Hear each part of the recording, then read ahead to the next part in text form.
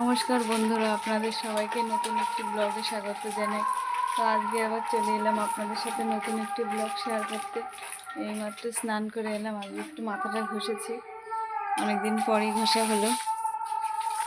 আর এই যে দেখুন খাটের পরে সব ওষুধপত্র ছড়ানো, এইগুলো সব ওষুধ, আবার এত ওষুধ। আজকে দোকান থেকে কখন কি খাওয়া হবে সেগুলো জেনে নেওয়া হলো।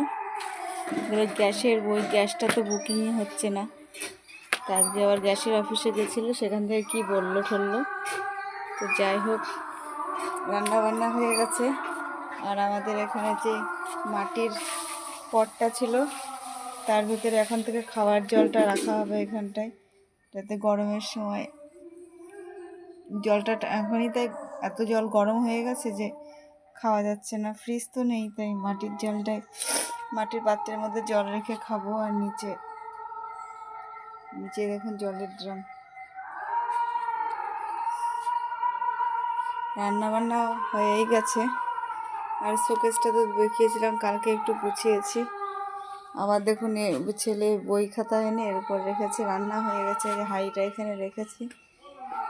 ওই যে উনুন, রান্না বান্না হয়ে গেছে। আর এই কটা কাঠ আছে, এই কটা শেষ হলেই। তো আজকে আমার ছেলে তো গেছে, পাশে শোনাই যাচ্ছে কীর্তন হচ্ছে, সেখানে গেছে। ঠাম্মা গেছে, ও গেছে। পরীক্ষা বলে আর স্কুলে যায়নি, পড়া ছিল। সকালে দেখুন একটু গোলা রুটি বানিয়েছিলাম, সেইটা রয়েছে। আর এই যে নবদ্বীপের দইও রয়েছে একটু। আর এখানটা হচ্ছে সেই বেলে মাছ ভাপা। সবাই তো শিঙি মাছ যেমন করে ভাপা খায়, জিরে কাঁচা লঙ্কা বেটে, সেরকমই করেছি। খেতে কিন্তু ভালোই হয়।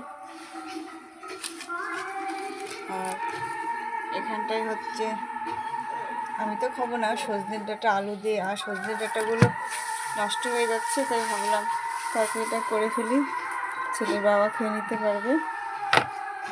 আর এখানটায় আমার তরকারি, এই যে লাউ দিয়ে একটু মাছ দিয়ে একদম 1 চিমটে নুন দিয়ে রান্না করেছি। সেজন্য ভালো গলেছে কিনা তাও এবার কে জানে। নুন না দিলে সবজিতে ভালো গলতে চায় না। এই যে এটা রান্না বান্না হয়েছে।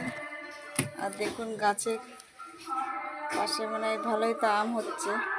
এক টুকরো আম মুখে দিইনি, খাওয়া যায় না বলে খায়ও না।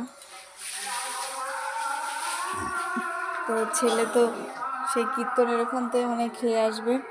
আর আমার ছেলে আর ছেলের বাবা যে কালকে মায়াপুর গেছিলো, মায়াপুর আর নবদ্বীপ, সেইখানতে দেখুন আমার ছেলে একটা গোপাল নিয়ে এসছে। গোপালটা কিন্তু খুবই সুন্দর লাগছে দেখতে।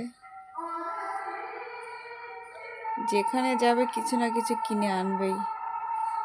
তাই দেখুন, সত্যি গোপালটা আমি তো কালকে প্রথমে দেখিনি, আজকে দেখছি। গোপালটা কিন্তু সত্যি খুব সুন্দর হয়েছে।